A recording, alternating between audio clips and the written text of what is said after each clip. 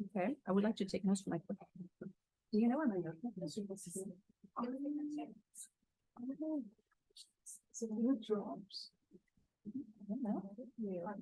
Oh, here. Oh, here it is. Thank you. Thank you.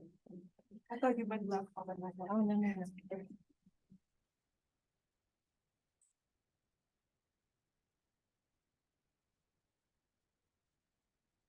Wow. Thank you very much, Rich, for that incredibly rich, moving, powerful talk with so many resonances with the things that we've already been talking about.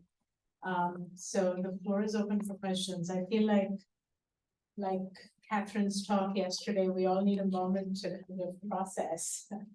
But if anyone has questions off the bat, please feel free. Yeah, come on.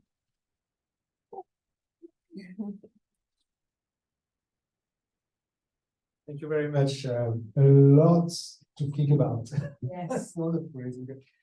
Just one question, because you started with Sensoria, you talked about it, but in watermark, if I may. But you did not really come back on it at the end, and I was a bit like resté sur ma faim. Which concept? Sensoria. Sensoria. Okay. So Okay. could you elaborate? Elaborate on it. Yeah. So sensoria of exposure, it's this aesthetic, actually. It's the way that I want. Yeah. Sorry. Okay. Sensoria of exposure. Yeah. So sensoria is basically what I describe in this kind of sensory aesthetic. That's what I mean. So it's not senses per se, but it's this the sort of encounter that happens in this sensory embodiment that I'm talking about. That's what I meant by sensoria. So indirectly, the whole talk was about sensoria, but it's different instantiations in different works of art, right? So it's trying to think through the senses as a way to commune in a sensory way, right? Across different representations in this kind of expanded understanding, not just as giving visibility, but really living with in this kind of new collective, if that makes sense.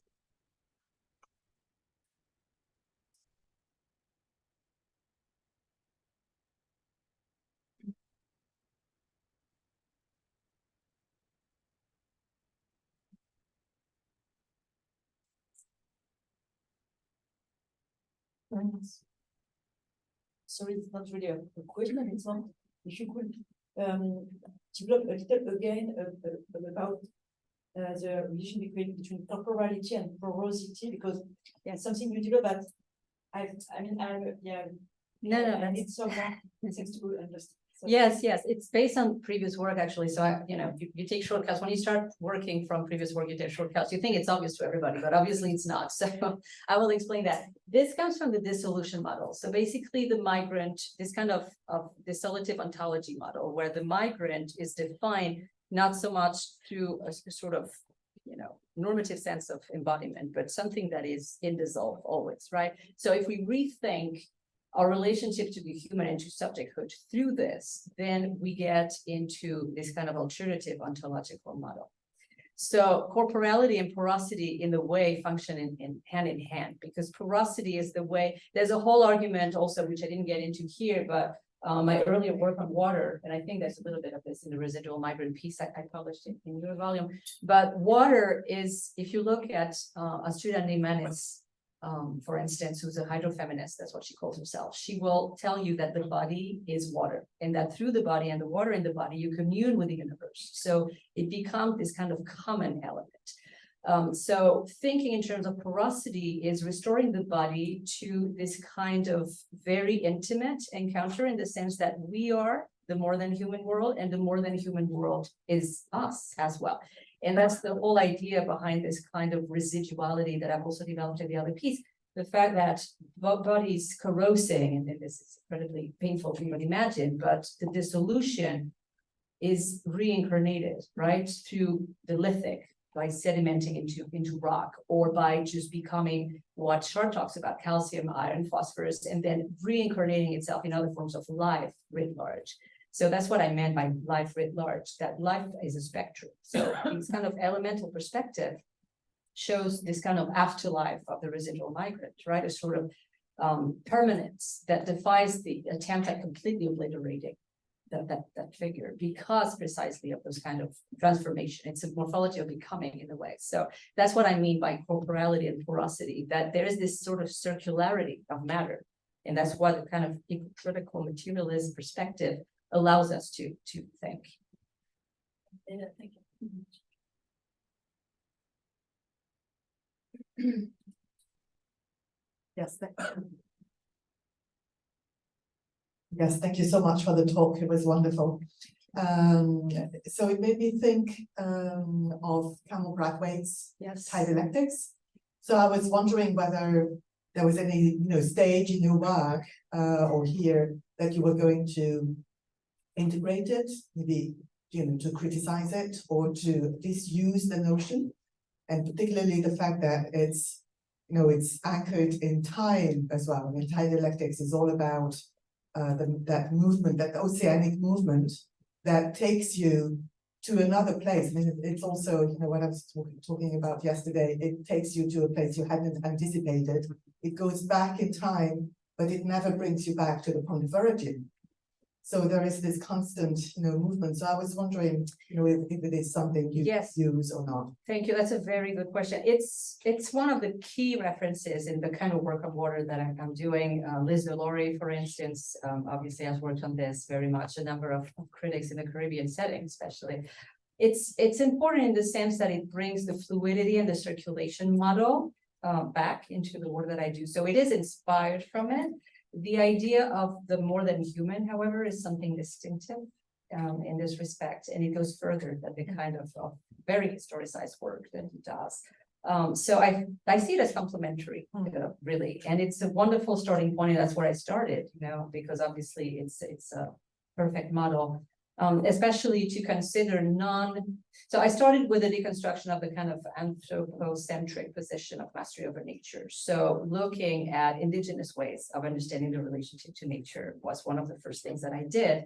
And so indigenous can take various forms, obviously, and Caribbean thinkers constituted one form of indigeneity for me that was extremely interesting because he went against the Cartesian model. And so it's a wonderful stage in this kind of reflection.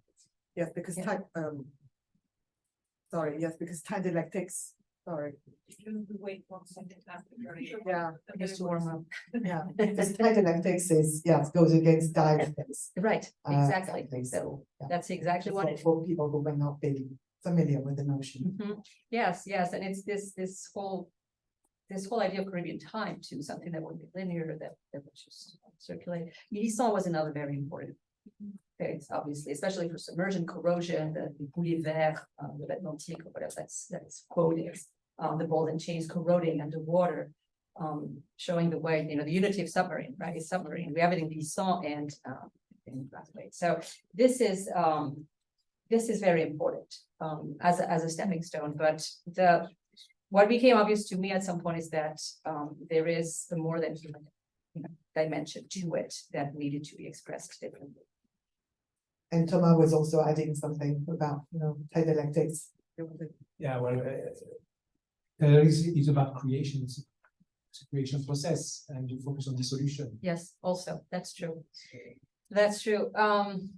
I focus on matter more than anything else. I think this very clear materialist angle really started taking over everything else at some point, and even my conception of water, which is also molecular, right? There are many ways of thinking about water.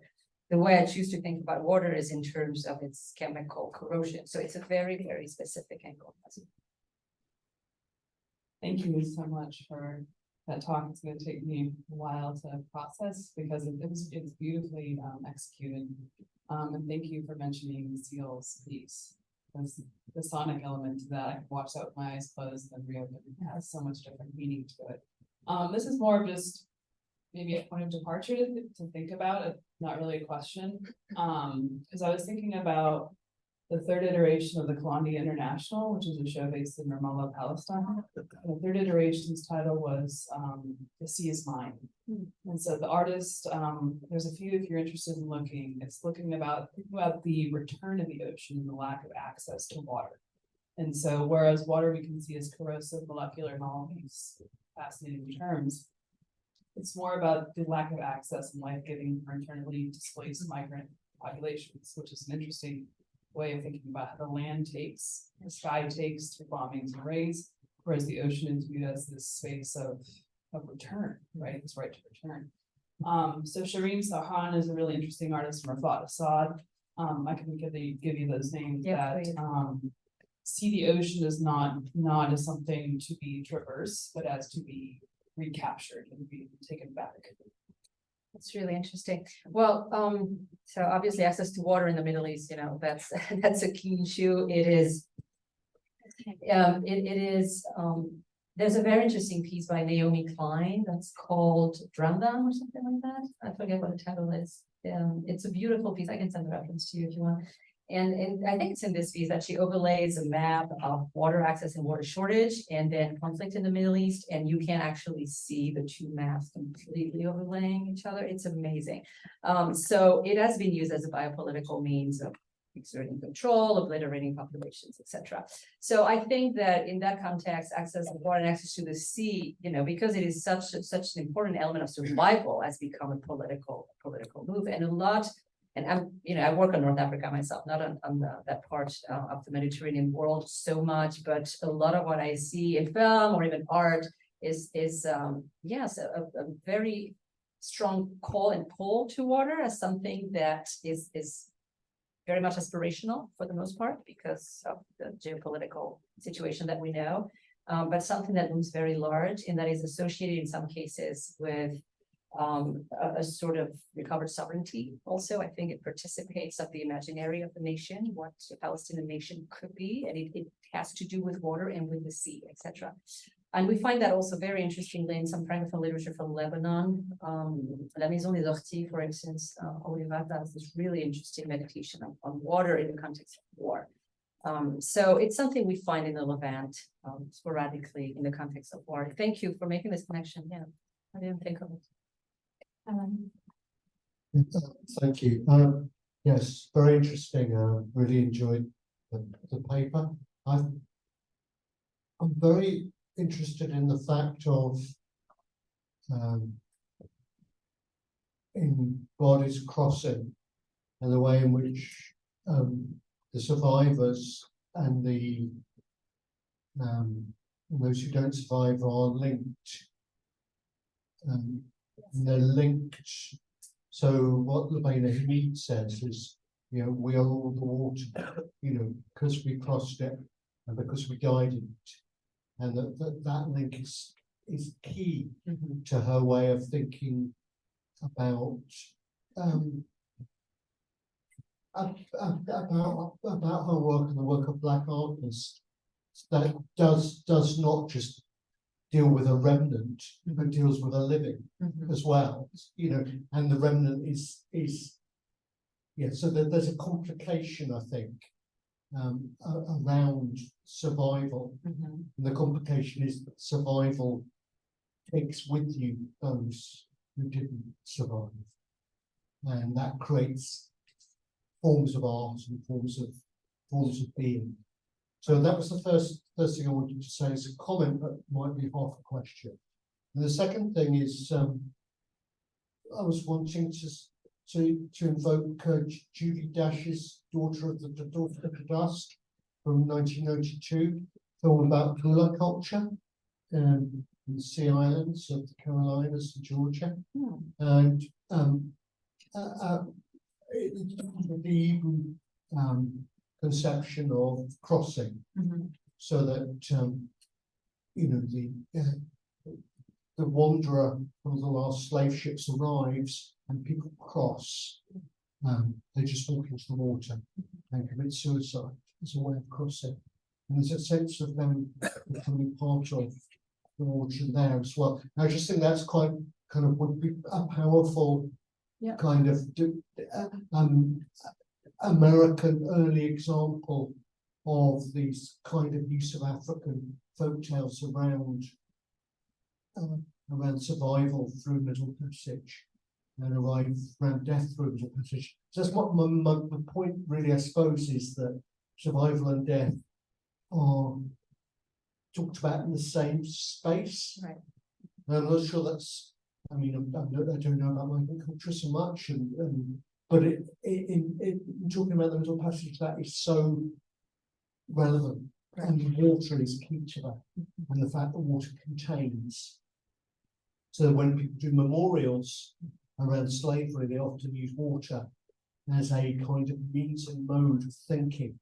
So that Louvain inhibits the memorial to Zon Right. is a jug pouring water continually, and it circulates because it does not, because it contains always. Right. So I just want that. Sorry, I'll stop before. No, that's wonderful. I am not familiar with this. I will definitely look, daughters of the dust, right? Is that what- Daughters of the dust. Okay, it's really interesting.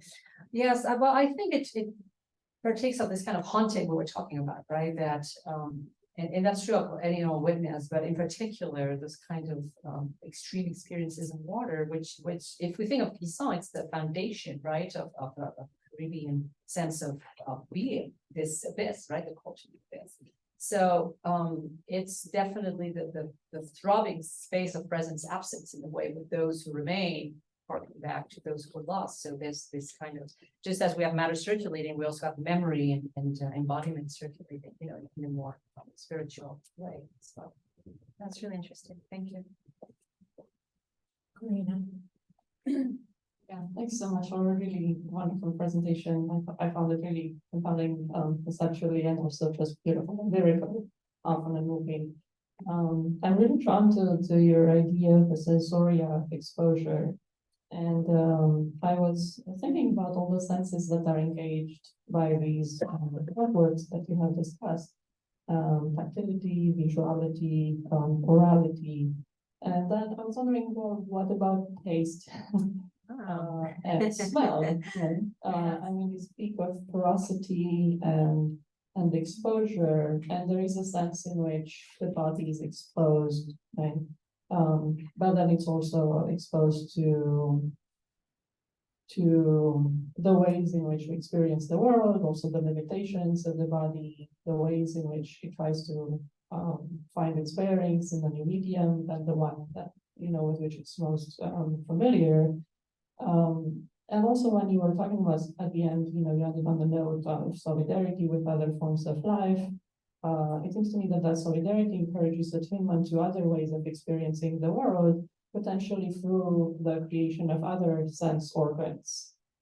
And so I guess I have two questions. One, whether you're familiar with artists whose art engages other senses, such as smell and taste, because I would assume that this would be important. And I mean, when you see there is a strong smell, and there is also a sense of taste, right? And also if one spends a lot of time in the water, there's not salt, right? And so on, right? And then also my second question is if you're open to this idea of an intimation of new sense organs. And I'm thinking, for example, of, persons who don't see very well, right? Or who are blind, they develop their hearing and their tactility. Right? Mm-hmm. So how does immersion in water or the floating on water change the spectrum of the sensoria?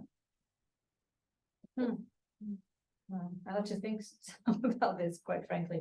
I've not, but again, it's the beginning stage of the project. So there might be artists out there who engage taste and smell. I cannot think of anything. If anybody has anything they could suggest, actually, that would be great. How would that work, though? Well, should I? Yeah, please, yes. So there was this. I was in Venice last year, and at Palazzo Moscenico, there is this exhibit in which, I mean, in the Moscenico there is it's all about perfumes, right? Yeah. And so there were a lot of, it was also the Biennale, right? And there were a lot of exhibits that engaged the sense of smell, for example, right? So there was that. No, you know more than I do, then. I've never encountered it. No, I'm not really sure. As for the sensory of exposure, that's a really interesting question, because a lot of it remains. So I'm curious about your reaction to this. This really somehow engages me. I find it incredibly hard to resist the pull to identify and to the sun is special, the haptic. You really start feeling with the body. So so it is very evocative and successful in this sense, at least. But at the same time, it remains, sort of abstract identification, right? We do not get wet, we do not get involved in that way. But as you said yesterday, what is it that we're doing? We close this and go on and move on with our lives. So to what extent is this just a sort of conceptual figure versus an actual experience? I think that's one of the limitations to what you're asking about, which is how this immersion changes the sensorium, but there's no real immersion for us. So to what extent, it's a matter of what representation can and cannot do in a way. I'm not answering your question, I realize, but I'm not sure I can answer your question. That's the thing, because in this kind of representation, through imagination and through, drawing on our own experience, also embodied experience and memory, the archive of experiences that we can draw from, which is what imagination is about, really drawing from one's own experience. There are certain senses that will be mobilized more, but so that would be, an answer to the question without really answering it, that certain senses will be mobilized more and will be solicited more. It's a matter of also triggering certain memories and certain cognitive processes. But as for the ones that are not represented, and you're right, the sense of smell, the sense of salt, again, imagination maybe, because if you're in the water and you've experienced it enough, you probably remember what the brininess of the water feels like on your tongue. But again, it's going to be a way of extrapolating for what you see on the screen. So to me, there's no immediacy to it. It's always mediated through our own experience, this archive of experience or cognitive processes. So I'm not sure it really changes the spectrum all that much. I don't know what you think. I am first and then. I don't know. This is probably just like lack of impulse control. Because I was just thinking about how multi-sensory experience of water. And when you spend a long time on sea, it takes a long time before your body stops moving after you go back on land. So I don't know if you've seen Pirates of the Caribbean, so you know the weird way the Captain Jack Sparrow runs, and like part of the mythology is it runs that way because he's always drunk, but the other thing is he runs that way because he's always off, like his equilibrium is still like he's finding his balance, being on the sea. And I think as an artistic embodied way of like creating the sense of sea, or oceans, play with moving the body in ways that have that post-sea, post-ocean feeling. That's interesting, because it is an incorporation then, of one sensorial aspect of this encounter, right, between body and sea, something that lingers and sort of resonates. But to me, movement, that's one of the sensoria specifically, right, that we mobilize, especially through this piece, the movement, because you end up moving internally, watching it, right? So yes, to the extent that these senses are mobilized, I can see it creeping into the afterlife of the experience of viewing, right? You go home with this, you go home with whatever sense was most stimulated. For me, it was the sense of touch, because that's how I experience water. It can be different things for different people, but it tends to stay to haunt you. And that's also what, when we're talking about a conscientization process, that's also what stays with you, and why art is so effective in a way that just political messages, in my opinion, sometimes can be, because here you really feel it within. So you learn to identify it within you. It's not just empathy, it's learning, it's almost self-compassion. You see yourself in it and you see it through yourself. So this kind of relationship is very powerful. I'm sorry, I interrupted you. Yeah, I think to support your statement about the activation and responsibility of the participant is extremely important.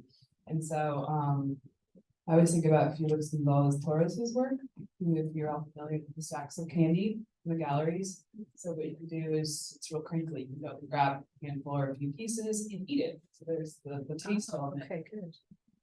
And if you know what the piece is about, it's the weight of his lover who died of age-related illness. So as you eat a piece, you're eating a part of his body, discarding the wrapper. what people do is they either choose not to engage it, or they choose to just take and not eat, or they just sit there and eat the candy. And I've been to iterations where it's glued to the ground, which defeats the entire purpose of the show. So the responsibility lies in the participant then to engage. And so I find with heavily sensorial pieces in there, I think from the Bulgarian Architecture Pavilion a few years ago at the Biennale, it was I forget the absolute title. It was in a satellite campus off the Arsenal, and it was like a faux. It felt like you were subterranean, and so it was not just. It was like the air was extremely heavy and smells and everything. And people didn't go in because they didn't want to. It was grotesque in a way. And so I think with these heavily sensorial pieces, once again, it requires the activation of the participant, or else it just once again is set on arrival, unintended.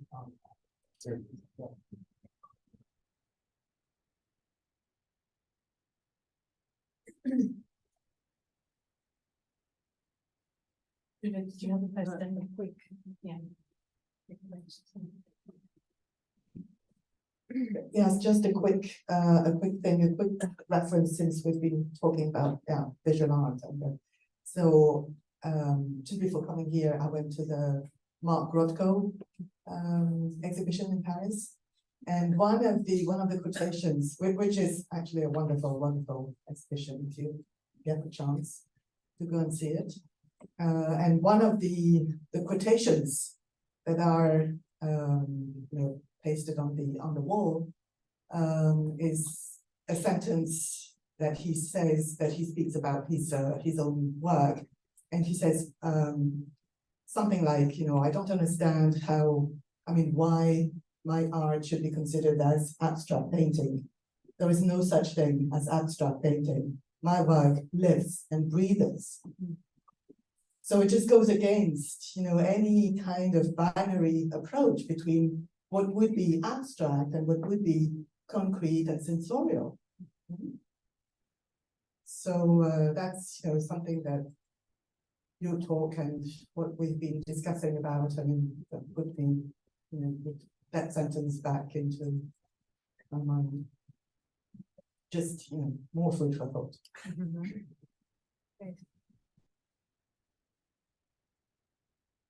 I had a question.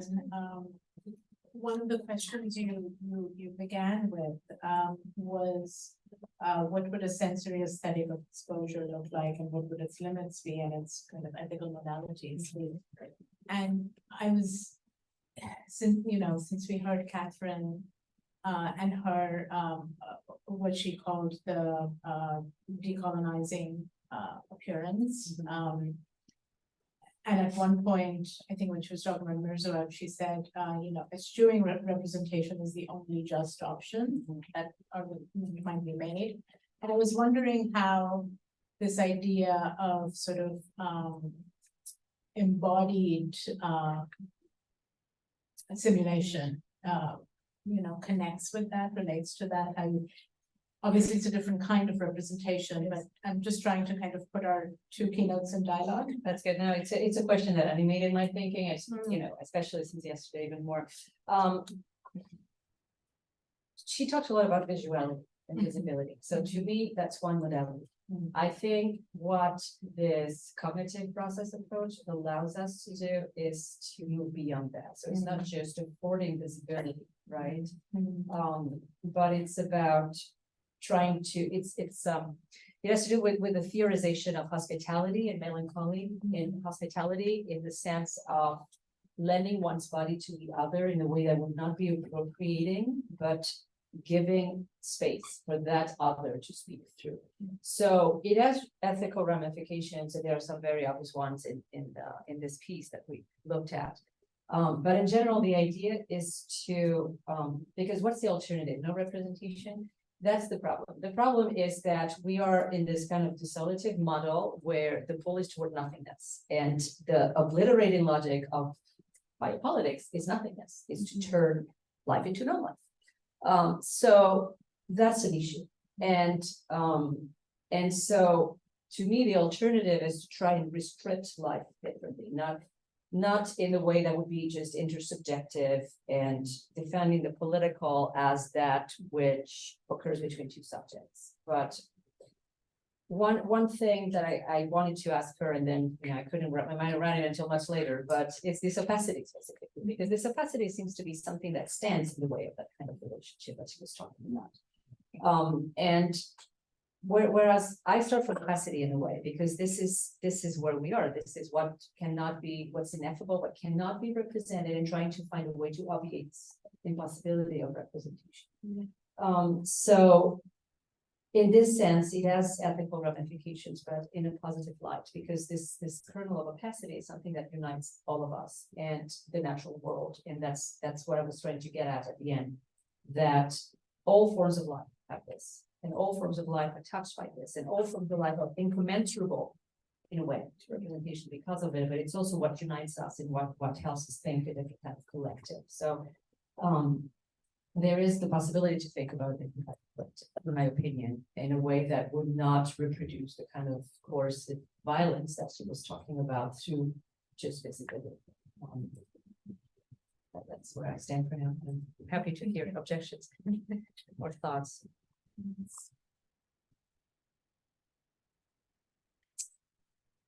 Any other questions?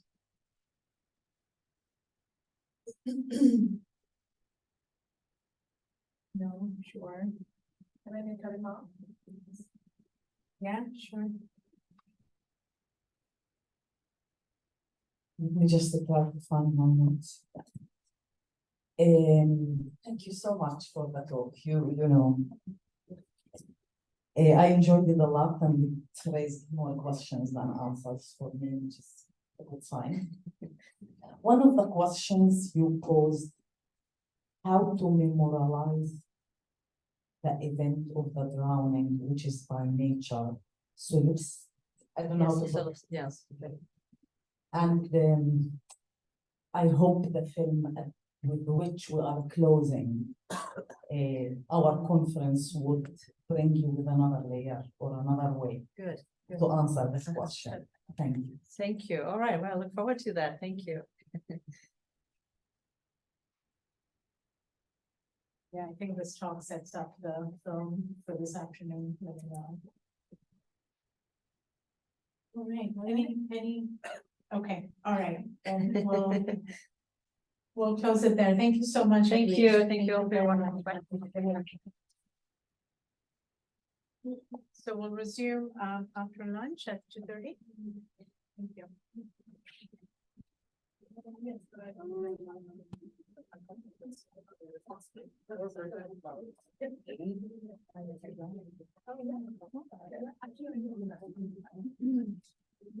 Thank you, William. Thank you. Great. I really enjoyed it. I was very shocked. Right.